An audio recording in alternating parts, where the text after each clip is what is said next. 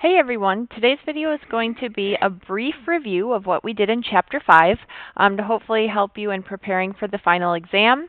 So I'll go through the notes, and then remember you have the multiple choice to practice in this packet as well.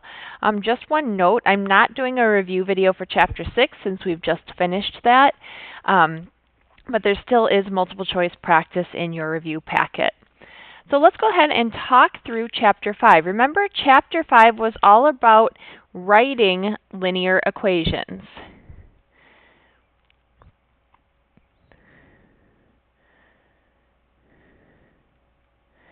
Okay, and in this chapter, whenever we were writing linear equations, we were using our slope-intercept form. Hopefully everyone still remembers that is y equals mx plus b.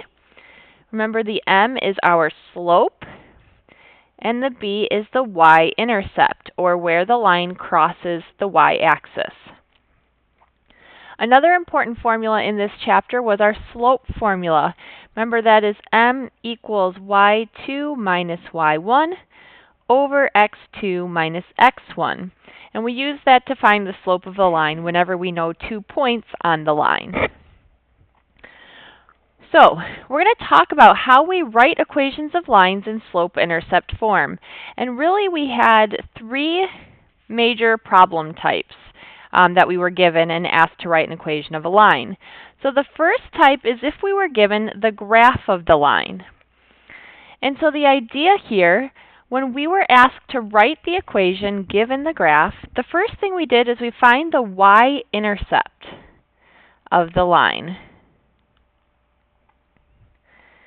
Okay, so let's go through the steps and then we'll go through the example. So first we find the y-intercept of the line. The next thing we did, and I should make a note, the y-intercept, remember, is our b. The next thing we did is we find the slope, that's our m, and since we have a graph, we're going to find the slope of the line using rise over run. Okay, then the next thing is just to rewrite the slope-intercept form of the equation, substituting the values of m and b. So I'm going to look at my graph here. Sorry, the lights are dimming, so I'm going to wait for this to adjust a bit.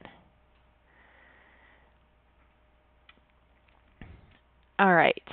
So my question is asking me to write in slope-intercept form the equation of the line in the graph below. So following my steps, the first thing I'm going to do is find my b value. I know that is where the line crosses the y-axis. So in this case, that b happens to be 0. Next thing said to find the slope of the line using rise over run. So I know I need 2 points to do that. I have one here. It looks like another good point is here. So my rise is I go up 1, and then my run is over 2. So now I know slope-intercept form is y equals mx plus b. So my equation is going to be y equals 1/2 x. And since b is 0, I'm not going to include that there. So that's how we write the equation if we're given a graph. The next thing we had to be able to do was write the equation of the line if we're given the slope and we're given a point on the line. And so here's a quick rundown review of how that went. So the first thing we did was we labeled our slope m, and we labeled the coordinates of the point x, comma, y. Okay, then we wrote the slope-intercept form of the line, so we actually wrote y equals mx plus b. Okay, then we substitute the slope they gave us for m and the coordinates of the point for x and y. And we go ahead and solve for b. Then last, we rewrite slope-intercept form, and then we substitute the values of m and b. So let's take a look at what this means. So my question might say, write in slope-intercept form the equation of the line that passes through the point 1, 3.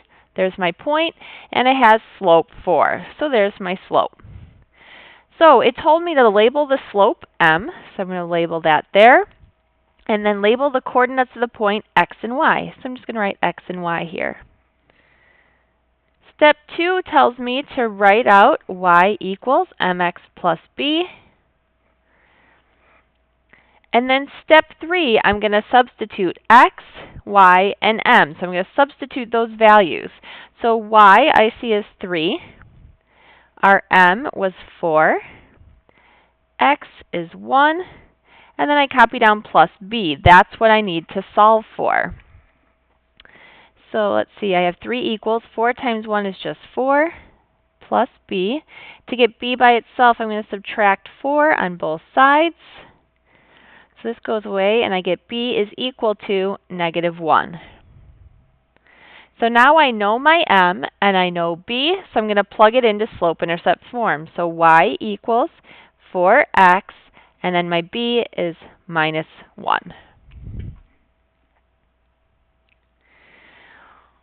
All right, let's look at the third type of problem. Okay, now we're being asked to write the equation if we know 2 points on the line. And so here's where our slope formula is going to be very important. And that's, in fact, the first thing we're going to do.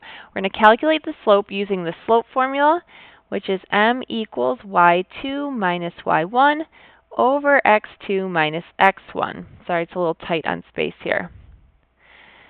Once we've done that, really these steps become just the same as what we did in the last type of problem. We're going to label the slope m, and we're going to label the coordinates of one of the points, x and y. We're going to write the slope-intercept form, y equals mx plus b. We're going to substitute the slope for m, and the coordinates of one of those points for x and y. And we're going to solve for b. And at the very end, we're going to rewrite slope-intercept form, and we're going to substitute the values of m and b. So let's go ahead and do this. So first thing is we need to calculate the slope. So I'm going to label these x1, y1, and x2, y2. So I know my m is going to be y2 at -1 minus y1, which is 5, over 2. And here I'm going to have to be really careful. I have x2, so 2 minus, now x1 is a -2, so I have to make sure that's 2 minus a -2. So up top, -1 minus 5 is -6. 2 minus a -2 is the same as 2 plus 2, so that's going to be 4. And if I reduce that, I'm going to get -3 over 2. So now I've got my slope. And now I'm just going to consider this point here. Once I've used the slope formula, now I only need to worry about one point. So now I have a slope and a point, just like in the previous example. So I'm going to write y equals mx plus b. I'm going to take my y from this point, which is 5. My slope is -3 over 2. X is -2. And then I have plus b, and I'm going to solve for that b. So -3 over 2 times a -2, that's just going to give me 3 plus b. I have 5 over here. So to finish solving, I'm going to subtract 3 from both sides. And I get my b is equal to 2. So now I have my b and my m. So my equation is y equals -3 over 2x plus 2, since that's a positive 2.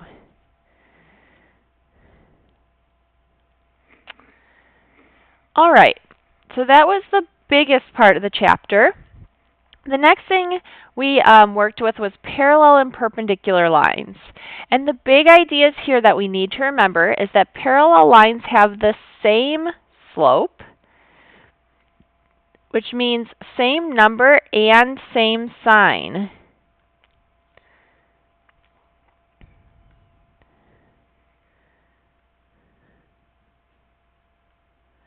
So for example, y equals -2x plus 5, and y equals -2x minus 11.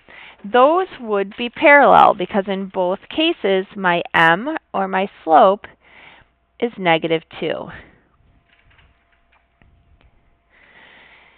For perpendicular lines, we know those slopes are opposite reciprocals. Remember, opposite means different signs. One's positive and one's negative. And the reciprocal means to flip. So for example, if one equation was y equals 3 over 2x minus 4, a perpendicular line would, since this is positive, would be negative. I'm going to flip the fraction, 2 over 3, and x. So those would be examples of perpendicular lines because those slopes are opposite reciprocals.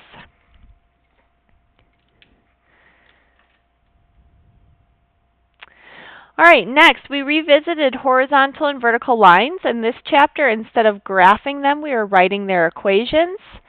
So what we had to remember here was those horizontal lines pass through the y-axis. So their equation is y equals a number. In this case, it's y equals -2. And remember, our trick for remembering that was HOI.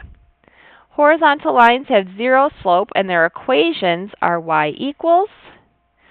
Over here we had vertical lines, which was VUX. Vertical lines have undefined slopes, and their equation is x equals. In this case, the equation of my line here would be x equals 1. All right, so then there was one last piece of this chapter, which was writing linear equations to model real-world problems. Okay, remember we said a linear model was just a linear equation that is used to model or represent a real-life situation. We said you can write a linear model in the same way that you would write the slope-intercept form of the equation of a line. So you can see in this chapter that form is really important. Remember again, slope-intercept form is y equals mx plus b. In this case, we said the y-intercept is the initial amount, or the starting amount. So we had examples where someone maybe had $500 in their bank account, or a dog that weighed 50 pounds, right? Those were our starting amounts. That was our b in our problem. And then the slope was the rate of change. So maybe we had a problem where, let's say that plant grew half a centimeter a day. That was our rate of change. Or the dog lost 2 pounds a month. Those would be a rate of change, and those are the m in our equation. And then we just had to remember the rate of change can be positive or negative. Okay, so those are the big topics from Chapter 5. So again, I would encourage you after taking these notes to go in and do that practice multiple choice because that will be very representative of what you will see on the final. Good luck studying.